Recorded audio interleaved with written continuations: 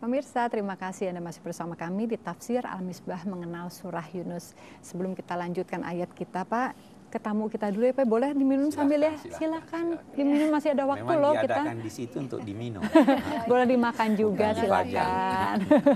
Ada yang mau bertanya, Mbak? Silakan, Mbak, sebelum Bapak boleh, lanjutkan. Aku mau nanya, Pak. Ya. Seperti disebutkan dalam ayat tadi ya, kalau Allah tidak beranak dan tidak diperanakan. Pada masa itu apa latar belakangnya sehingga ayat itu keluar ya Pak ya? Iya. Ayat ini berbicara tentang orang-orang musyrik di Mekah. Orang-orang musyrik di Mekah. Mereka itu percaya bahwa Tuhan punya anak. Bahkan Al-Quran dalam membantah mereka, itu mereka berkata begini, Tuhan itu punya anak perempuan. Punya anak perempuan, kami punya anak laki-laki. Anak perempuan Tuhan itu malaikat. Mereka juga percaya bahwa Tuhan itu mempunyai hubungan dengan jin, dan dari jin itulah lahir anak-anaknya. Nah, ini satu. Waktu turunnya ayat-ayat ini juga, pada masa turunnya juga di Mekah dan sekitarnya, di Medina, di Yaman, di mana-mana, ada juga orang-orang Yahudi dan Kristen. Mereka juga percaya bahwa Tuhan punya anak. Nah, maka di sini dia katakan, qalu, mereka berkata. Ya, semua mereka ini yang ada pada masa itu dan yang bisa terjadi berlanjut sampai sekarang. Kita pun berkata terhadap orang-orang yang berkata anak, oh mereka percaya Tuhan punya anak. Jadi itu latar belakangnya adalah kondisi sosial di mana ada sekelompok manusia yang percaya bahwa Tuhan punya anak. Nah, ini yang dibantah. Dulu, saya tambahkan lagi, dulu Nabi selalu pada wahyu-wahyu pertama itu menunjuk Tuhan dengan Al-Quran, menunjuk Tuhan dengan kata Tuhanmu wahai Muhammad. Kita baca Iqra bismi rabbik, bacalah demi karena Tuhanmu atau dengan nama Tuhanmu. Di wahyu kedua, ya ayyuhal muddatsir qum fa'anzir wa rabbaka fakabbir, Tuhanmu. Waktu itu orang-orang musyrik bingung. Kamu ini wahai Nabi Muhammad selalu menunjuk yang kamu sembah dengan kata Tuhanmu. Kenapa tidak berkata Allah? Coba jelaskan kepada kami Tuhanmu itu bagaimana? Tuhan kami adalah Tuhan Allah yang punya anak-anak. Yang punya pembantu-pembantu, malaikat itu. Bagaimana Tuhan kamu?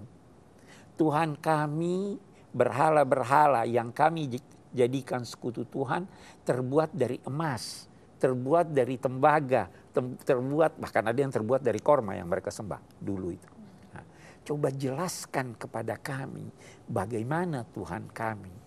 Nah, untuk membantah semua kepercayaan tentang Tuhan, kepercayaan yang keliru, baik terhadap orang-orang yang berkata malaikat anak Tuhan, maupun terhadap orang Kristen, maupun terhadap orang Yahudi, maupun terhadap siapa, turun ayat menjelaskan bahwa katakanlah wahai Muhammad bahwa Tuhanmu itu Maha Esa. Nah, sehingga semua gambaran yang ada dalam benak manusia tentang Tuhan yang berbeda dengan gambaran keesaan Tuhan itu disingkirkan oleh ayat ini.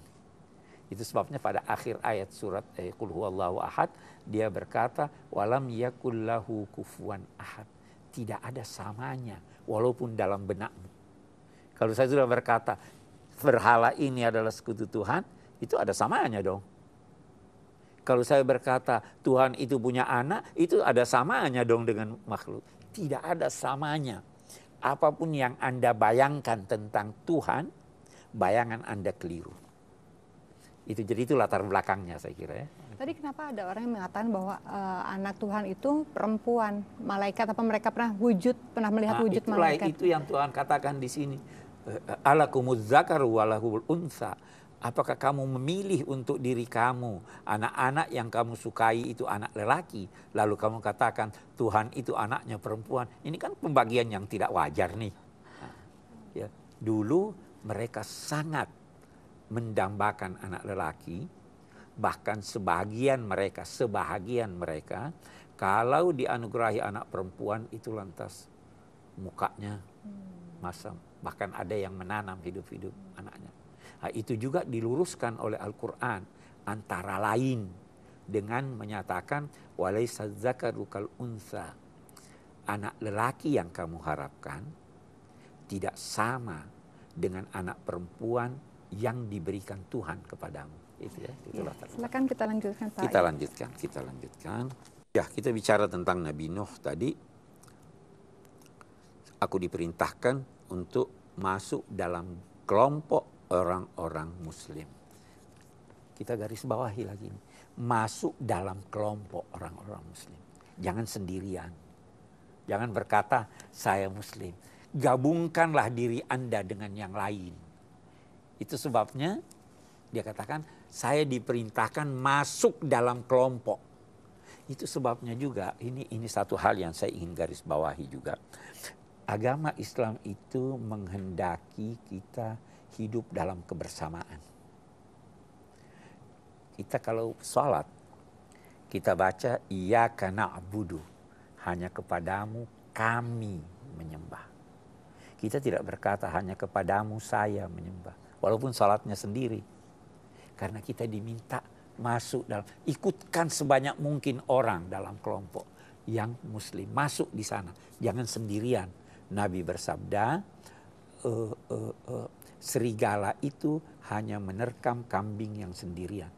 Kalau Anda berjamaah, kalau Anda bersama-sama, Anda mendapat perlindungan Tuhan. Ini sejak Nabi Nuh, saya diperintahkan masuk dalam kelompok ini. Saya bukan sendiri. Oke. Fakadzabuhu, maka kaumnya itu mendustakan Nabi Nuh. Kamu bohong. Tidak ada berhala-berhala yang kami harus sembah. Ajaranmu tidak benar. Mereka mendustakannya, maka kami menyelamatkan Nuh bersama orang-orang yang berada di dalam perahu yang ditumpangi Nabi Nuh. Jadi terjadi banjir besar, air bah, hujan turun, mata air menyembur, wilayah. Al-Quran tidak menyatakan bahwa dunia semuanya tenggelam. Jadi banyak yang menduga banjir Nabi Nuh itu di wilayah Nabi Nuh. Memang di perjanjian lama dikatakan semuanya.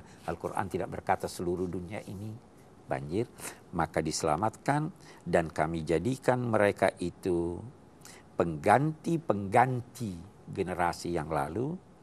Kami menenggelamkan orang-orang yang mendustakan ayat-ayat kami. Baru dia berhenti berkata, renungkanlah, perhatikanlah bagaimana kesudahan buruk orang-orang yang diberi peringatan tetapi enggan menerima peringatan. Lalu sesudah Nuh, kami utus lagi rasul-rasul kepada kaumnya. Semua membawa bukti-bukti kebenaran. Tetapi semua juga tidak mau percaya apa yang disampaikan oleh nabi-nabi itu, sebagaimana generasi sebelumnya juga tidak mau percaya. Begitulah Allah menutup hati orang-orang yang durhaka, hati orang-orang yang melampaui batas. Dia menutup hatinya karena orang itu tidak mau buka hatinya. Saya kira itu. Baiklah. Janganlah kita seperti orang-orang kafir atau musyrik yang menutup mata hati kita untuk bisa menerima kebenaran. Bukalah mata hati kita agar kebenaran itu masuk dalam diri kita. Kita akan kembali lagi pemirsa setelah yang satu ini, tetaplah di Tafsir Al-Misbah. Jadi manusia itu baik. Manusia itu bersih. Lingkungannya, kondisi sosial, itu yang menyelewengkan dia.